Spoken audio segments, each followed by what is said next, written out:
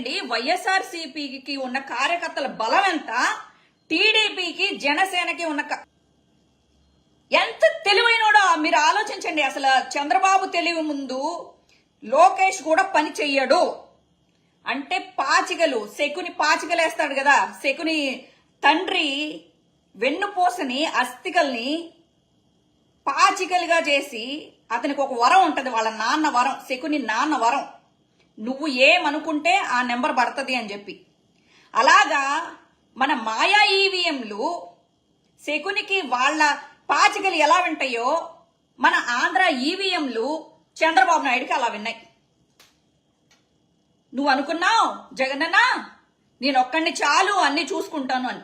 నువ్వు కార్యకర్తలను చూసుకోవాలా, ఎమ్మెల్యే ఎంపీల్ని చూసుకోవాలా, ఎక్కడ డ్యామేజ్ అవుతుందో ఆ డ్యామేజ్ ని పట్టించుకోవాలా, ఎవరు డ్యామేజ్ చేస్తున్నారో వాళ్ళని పక్కన పెట్టుకుని తిరిగావు. ఏ రోజు నువ్వు చేసిన అభివృద్ధిని ఐటీడీపీ లాగా ఏ రోజు ప్రచారం చేయలే. కనీసం మాకు ఒక ఎవరైనా పంపిస్తే వైఎస్ఆర్సీపీ వాళ్ళు కనీసం మేమైనా చదివి వినిపించేవాళ్ళం, మాకు ఎంత తెలుస్తుంది. తెలివిలేని తెల్లవార్లు తెచ్చుకున్నట్టు ఇగో మొత్తం టీడీపీ వాళ్ళందరికీ నేను వైఎస్ఆర్సీపీ కార్యకర్తను కాకపోయినా నేర్చుకోవాల్సిన పరిస్థితి వచ్చింది. ఈరోజు ఏ రోజైనా నాలాగా కష్టపడిన కార్యకర్తలు గుర్తించారా మీరు?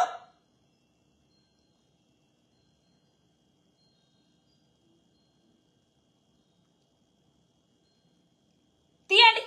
నేనేదో కాళికాదేవికి ఆ దుర్గాదేవికి భక్తురాల్ని కాబట్టి ధైర్యంగా బతుకుతున్నాను కానీ వీళ్ళు చేసిన ట్రోలింగ్ కి వేరే ఏముండన్న సచ్చేది ఈ పాటికి.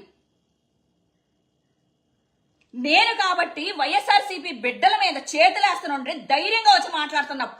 వేస్తే వేస్తారు. మీకున్న టెక్నాలజీకి, టీడీపీ దగ్గర ఉన్న టెక్నాలజీకి నేను ఎక్కడున్నా పట్టుకోవడమే అన్న పెద్ద విషయమా?